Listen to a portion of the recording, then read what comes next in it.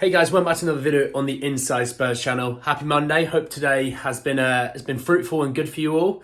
It's been an unbelievable day weather-wise, and I'm still not burnt, so I can't lie. I'm treating that as a massive win. Yeah, I didn't. Obviously, you'll see on the thumbnail. Obviously, who I'm going to start off talking with first and foremost. Can I just preface this with I didn't see it coming, nor do I think it will happen. But it is something quite newsworthy. It's something quite noteworthy to talk about, okay? So, if you aren't aware who that is on the thumbnail, that is Jadon Sancho, England international and Manchester United winger. So this came from Ben Jacobs, massive tier 1 source, okay? And he's speaking on the United stand today. And it says Spurs have an interest in Jadon Sancho, and it is real, okay? Now, like I said, don't want to sort of hype this up any more than it needs to be. I didn't see it coming, like I said. I don't think any of us would have seen it coming. Yeah, we think we've been linked with players like Ward-Prowse, Maddison, Barnes, right? This has definitely come out of left field.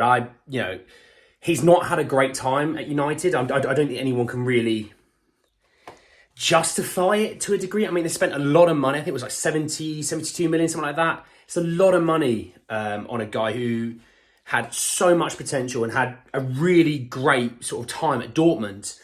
To come in and, to think he's got 9 goals in the league in 2 years and he's got six assists.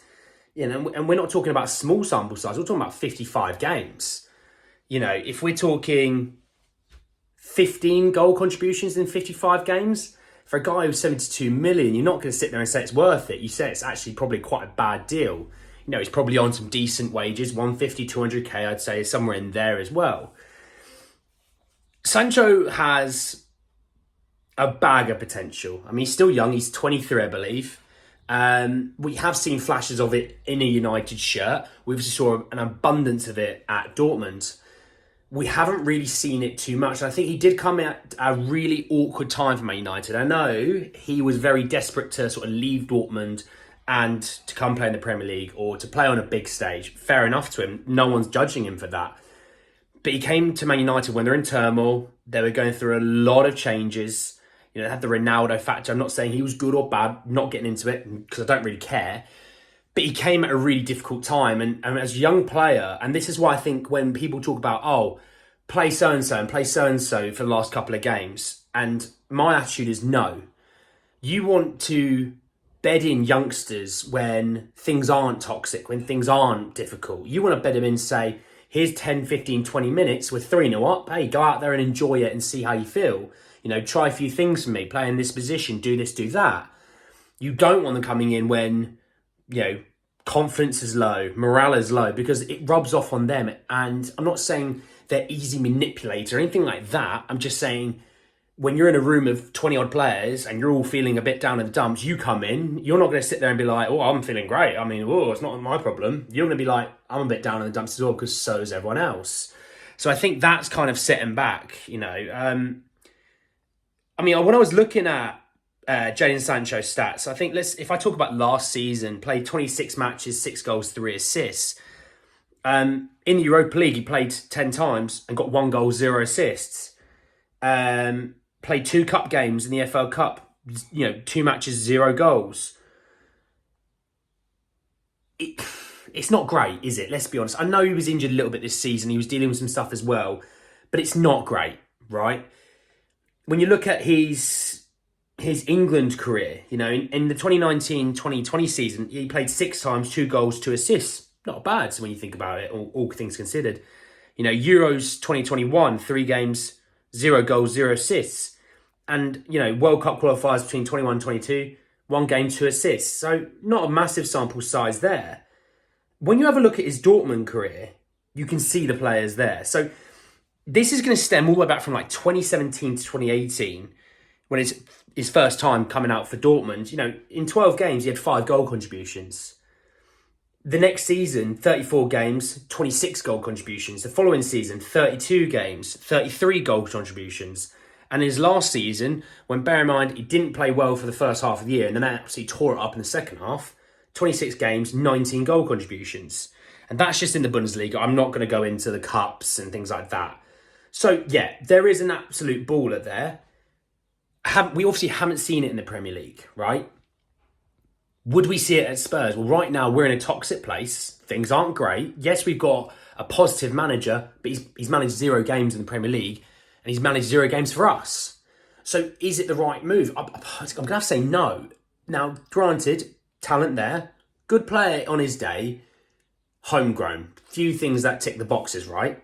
But can you honestly sit there and say, oh yeah, but he will return back to that kind of form that made Man United pay 72 million for him, made them wait a whole year just to get him because Dortmund didn't want to sell him and things like that. So for me, I would say no on the face of things. Hindsight's a beautiful thing. I might be wrong on that front, but I'm just talking about the here and now. They're probably going to want, I don't know, 50, 60 million for him, because I saw that as well from Ben Jacobs through United saying it was like 50, 60 million. I mean, really? Are you going to spend 60 million on a guy like that? Not a chance. Not a chance. You're probably better off spending 80 million on Barnes and Maddison than you are spending 60 million on him. So for me, not massively keen on that. Just a little bit of an update on the David Raya situation. So this came from Dan Kilpatrick, obviously from the Evening Standards. Tier 1 source, very much in the know with Spurs things. And this came out through Standard Sport that Spurs and Brentford are now in talks directly with one another over David Raya, who just has a year remaining on his contract, who's consistently refused to sign a new deal. The Brentford technical director Lee Dykes has said Raya can join Spurs with the Bees' blessing this summer, but suggested 20 million would be a laughable fee for the goalkeeper. Well, they're not going to get 40 million. If we want to play the laughable factor, 40 million is a laughable factor when you've signed his replacement, he's not signing a new contract, and he wants to go. You'd look at halfway in the middle, you look at 30 million. I think people were saying, 25 million. Let's play 30 million as the card here. I think it's a fair deal for everyone. I'm not going to, had he had 2 or 3 years left on his deal, 40 million would probably be about right. But you're not in the catbird seat in terms of that, because you signed Mark Flecken. Had you not, maybe yes, you could sit there and say, well, we haven't got a replacement, so we're going to need some money to get our replacement, / we don't want to sell him anyway. I do think this is the deal that gets done. I think it's the first deal that gets done for Spurs as well, by the way. And I can see it getting done fairly quickly. I don't see Brentford want to draw this out any longer than it needs to be. I think Raya's keen on Spurs, and he's pretty excited to get there. We haven't had a guy who can knock it out from the back, probably ever, right? This guy can genuinely knock it out from the back. I mean, they suggested he could play number 10. It's a bit far, but you understand that he can knock it around. I can understand why people maybe don't really rate him maybe as highly as an Emi Martinez. When we look at Emi Martinez as World Cup winner, FA Cup winner, he's played in some huge games, proper physical presence. People talk about players in Spain like Oblak. Obviously, I know we've been linked with Bunu as well. For me, I can understand where maybe other interests lie. I think when we look at Martez and Oblak, they're obviously later into their 20s, into their 30s. So, I'm not saying you would or wouldn't on this, but how long are you going to get out of them? When you look at David Raya, who's a little bit younger, last year his deal, you probably get him cheaper than Martez, because they're touting Martez as a £50 million keeper. You get him a little bit cheaper. Is there a huge difference between the two? Potentially in terms of that physical presence, but knocking out from the back. I think there's a difference in regards to Raya's ability.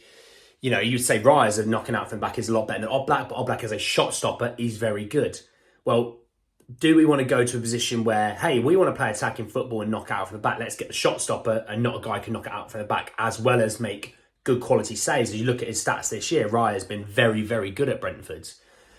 For me, I've always got this ambition in mind that, we want to be able to knock out from the back. We want to be able to play through the lines and actually really create this attacking, beautiful football that we haven't seen in years. We know what we get with David Raya. Do we know what we're going to get with Bunu and Oblak? Do we know what we're going to get with, Martinez? Yeah, we do. But he's also quite a few years older than a Raya. He's probably going to cost a little bit more than a Raya. And for me, I look, all those names on the list, Jan Oblak is by far the best name on that list, and it is night and day. Do I think we're going to get him? No, because I think he's actually going to cost probably 50, 60, 70 million within that range. we look at Martinez at his age? That's a slight issue when we're moving off a keeper as well who's not obviously in his prime anymore. Martinez might be coming towards that back end of his prime. Maybe got a few years left. Raya's just sort of entering that sort of reign right now. For me, I would go Raya. I'm not saying any one of those is a bad decision, not whatsoever. I think they're all good keepers. I'm just thinking about playing out from the back, knowing what you have, cost, yeah, those sort of things. And I'm not saying we should be going cheap whatsoever, because I don't look at Raya as a cheap signing. I look at it as actually a smart signing. There's a difference between cheap and smart. Cheap is going, hey, Harry, I know you want to get these top quality centre-halves in. Here's Ryan Nelson on a free from Blackburn.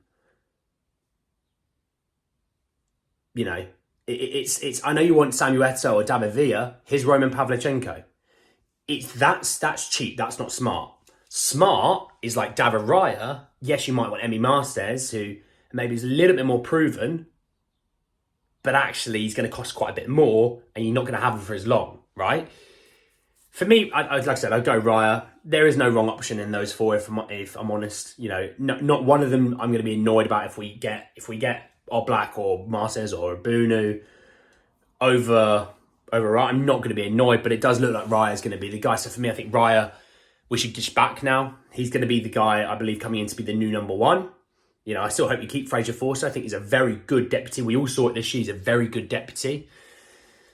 But we shall see. You know, I know there was talks that we're not getting Maddison, we're not in for Maddison. Romano, by the way, has absolutely said, Spurs have told, Ange Postecoglou has said to Spurs, green light, go for Maddison. Maddison representatives have been told, apparently we are interested in him. So that is genuinely something that's there. And obviously that's come from Romano. That's not coming just from me or my mate or the hamster down the road. It's coming from the main man himself.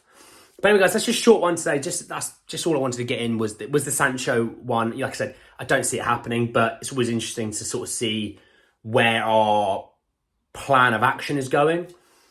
But if you like the video, obviously hit the like button. If you want Sancho, if you want Raya, if you want Maddison, or whoever you may want as their replacement, drop it down in that comment section. I'm normally quite good responding to people. Occasionally I miss a few things, but I'm normally really good. I'm always interested to hear a little bit more from the other people in the community. Subscribe if you are new and bell notification for more. But anyway, guys, that's the end of the video. Take care of yourselves, and I'll see you all very, very soon. Take care, lads.